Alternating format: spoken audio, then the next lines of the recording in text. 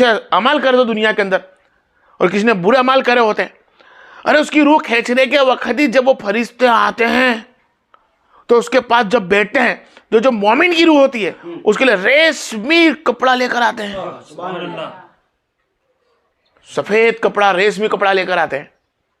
उस रेशमी कपड़े में उसकी रूह को लपेटकर खुशबूदार छड़कते हुए उसको लेकर जाते हैं और पहले आसमान पे जाके पहुंचती है तो कौन है? फलाने का बेटा है, उसकी रूह में लेकर आए हैं और मोमिन है, दरवाजे खुल जाते हैं। इसलिए तमाम सातों दरवाजे खुलते जाते हैं और अल्लाह की बारगाह में जाकर सजदा शेर होती है, वो सजदा करती है। फिर अल्लाह उसको इलियन के अंदर उसका नाम लिखा जाता है, जन्नत के ठिकाने में उसका नाम लिखा जाता है, अच्छे अमल वालों के नामों में नाम लिखा जाता है, सादिकीन में उस रूह का नाम लिखा जाता है। फिर रूह आती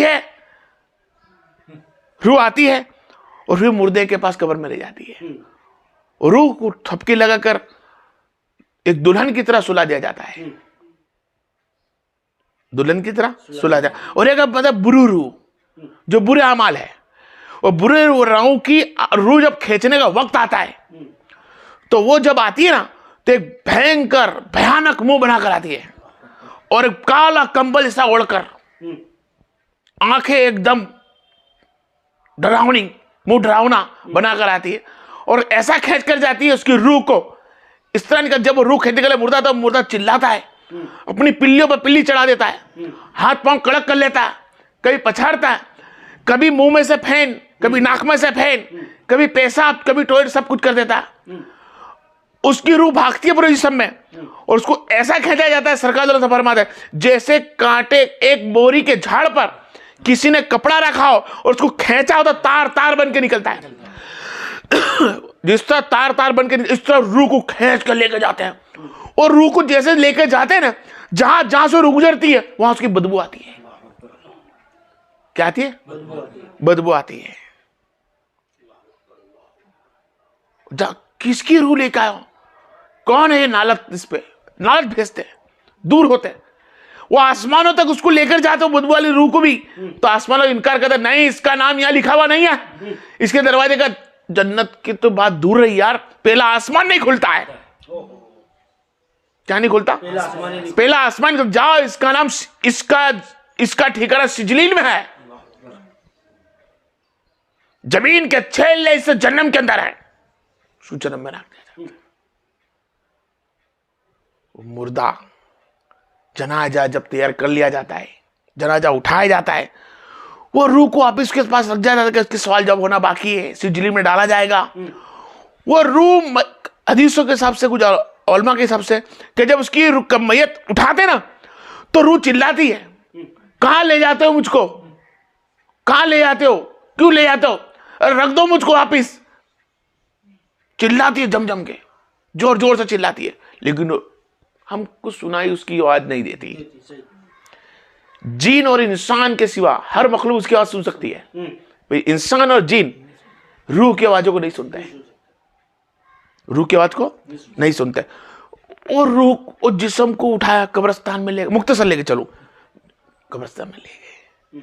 अब तुम कब्रिस्तान खुद गौर करके देख लो यार, कि जब वो मुर्दे को लेकर जाते हैं, वो मुर्दा पुकारता है, कहां छोड़कर जा रहे हो मेरे को? ये मैंने उनसे मोहब्बत करी, बाप माँ बहन भाई बेटा बेटी सब एक दूसरे से मोहब्बत करने वाले। आज वो वक्त आ गया कि मुर्दे को 1 घंटा रखने घर में तैयार नहीं। ये वही बाप था जो तुझे कंधे पे लेके घूमता था, ये वही बाप था तेरे खाने पीने का पूरा करता था, ये वही बाप था जो तेरे लिए दिन रात मेहनत करता था, ये वही बाप था जो हलाल ना हराम को देखा नहीं, तेरा पूरा किया, तेरे लिए इबादत छोड़ दी, आज उसको अकेला छोड़ दिया। वो मुर्दा चिल्लाता है, औरत होती तो चिल्लाती है, तो मेरा आदमी था, मेरा भाई था। वो मुर्दा खूब चिल्लाता है, कोई उसका साथ देने वाला नहीं। क्या किया तूने? मैंने अपने बेटे को बहुत बड़ा किया, खिला पिला कर, घर बार बनाया बहुत जोरदार, मैंने सोना और चांदी रखा है, मैंने बैंक और बैलेंस कर रखा है। बता तेरे मरने के बाद तेरा बैंक बैलेंस क्या काम में आया? जिस दीवारों को तूने चुना के रखा था, अच्छी से खूबसूरत घर बनाया, तो घर को क्या काम में आया तेरे? जिस बच्चों को तूने गले लगा के अपना अमल अच्छा नहीं किया, सब बुरे अमल करते रहा, बुरे अमाल से दुनिया बसाते रहा, आखिरत को भूल चुका था, कब्र के अजाब को भूल चुका, जन्नम के अजाब को भूल चुका, कयामत के अजाब को भूल चुका, अल्लाह की मुलाकात को भूल चुका, नबी के तमाम कानून तोड़ दिए सिर्फ दुनिया की स्वाद में, दुनिया की ख्वाहिश में। आज उस मुर्दे को कब्रिस्तान के अंदर ले गए, कब्र में ले मुर्दा चिल्लाता है, मुझे कहां छोड़कर जाते हो? दफनाने वालों की चप्पल की आवाज सुनता है, सब कुछ सुनता है। तुम बात करते हो वो भी सुनता है, तुम दुरूद फातिहा पढ़ते हो वो भी सुनता है, लेकिन सोचता मुझे कहां छोड़कर जाते हो, मुझे निकालो, मुझे निकालो। नहीं निकाली जाती उस रूह को। क्या नहीं निकाली जाती? उस रूह को नहीं निकाली जाती। क्यों? वो बजरक की दुनिया है। अब तेरी दुनिया अलग, हमारी दुनिया अलग, मर गया उसकी दुनिया अलग, जो दुनिया में हयात है उसकी दुनिया अलग, दो दुनिया हो गई। इस दुनिया का अमल उस दुनिया में काम आने वाला है, लेकिन उस दुनिया का अमल क्या किया? कुछ नहीं, खाली हाथ रहा। क्या रहा? खाली हाथ रहा। किस लिए? इसलिए कि दुनिया की ख्वाहिश इतनी जमा ली, कभी अच्छे काम को अंजाम नहीं दिया, कभी चोरी, कभी चकारी, कभी झूठ, कभी फरेबी, कभी हराम, इसी काम को अंजाम दिया। आज कब्र के अंदर मुर्दा बैठा है, उसकी रूह बुरी बुरी नाक दी जाती है, चिकती रहती है। जानबूझकर एक वक्त की नमाज छोड़ने वाला,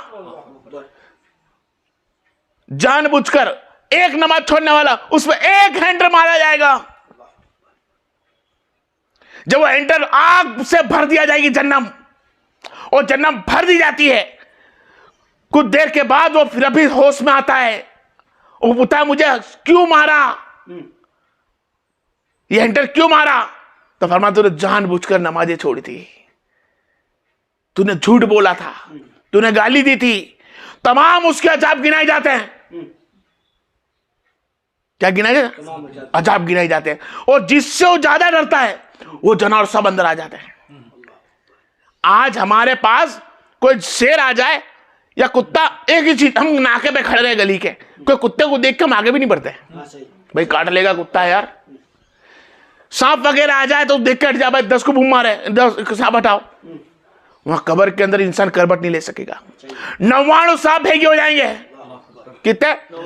नमाज छोड़ने वाले के लिए, झूठ बोलने वाले के लिए, शराब पीने वाले के लिए, जीरा करने वाले के लिए, हराम खाने वाले के लिए, सूद खाने वाले के लिए, और जो इंसान गाली बोलता है उसका अजाब। तो 99 सांप छोड़ देगा, हर सांप के 3 मुंह होंगे, और उसको ऐसा डंक मारेंगे। अगर उसका डंक, लिखे लादा आलमा बोलते हैं कि अगर वो डंक अगर पहाड़ों पे मार दिया जाता ना तो पहाड़ रेजा रेजा हो जाता। कैसा डंक मारा जाएगा उस जाप के अंदर? आग भर दी जाएगी।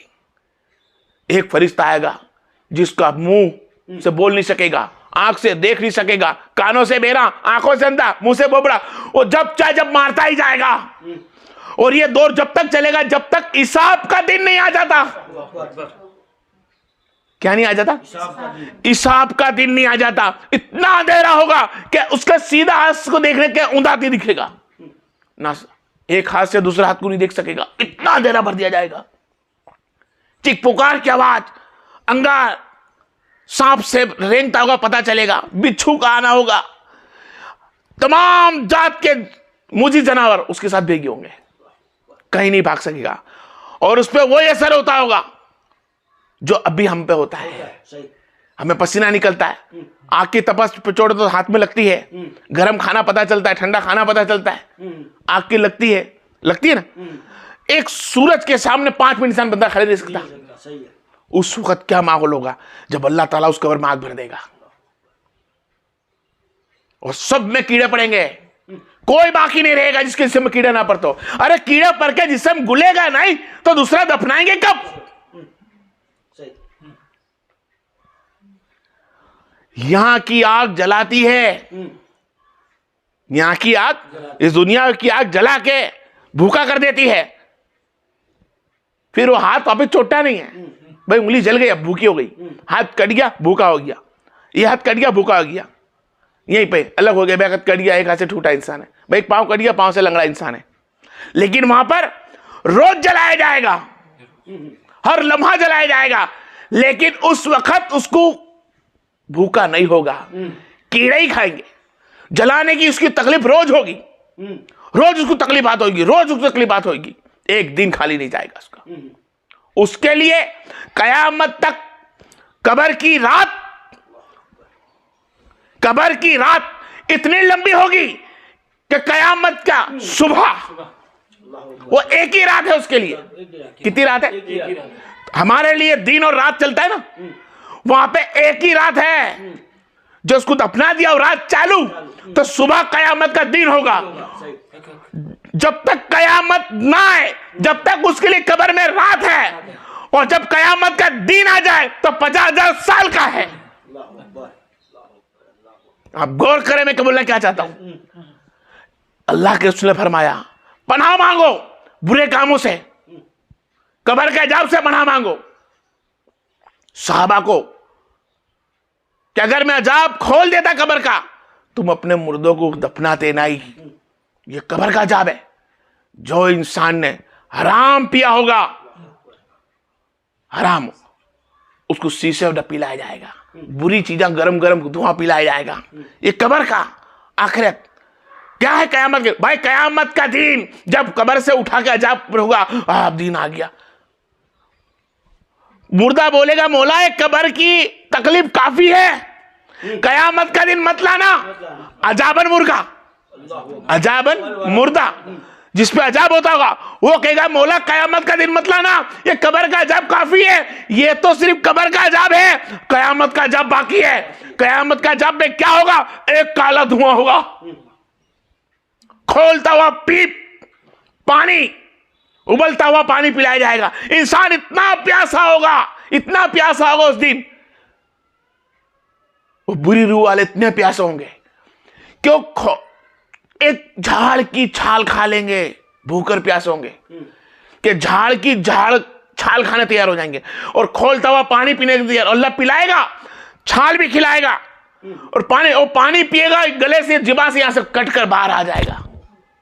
इतना खोलता पानी, पीप भरा होगा, परू गंदा पानी होगा, इतना गंदा पानी होगा, बदबूदार पानी पिलाएगा, बदबूदार धुआं होगा, धड़कती अंगार होगी, और उसको हुक्म ही ना होगा कि जन्नत की तरफ जाए, दिखाई जाएगी, बुझा दिया कि ये तेरे पास होता, अगर तो अच्छा अमल करता तो आज तेरे पास ये नहीं, जाओ सिंजिलीन में चले जाओ, कुआ हबाब में चले जाओ, ये सब जन्नम के नाम है, उसमें इसको डाल दिया जाएगा, और फिर उसमें से कभी बाहर आने वाला नहीं है। वो जा जो मुनाफिक है, ये लोग मुनाफिक लोग होंगे, ये मुशरिकीन है, ये गद्दार होंगे इस्लाम के,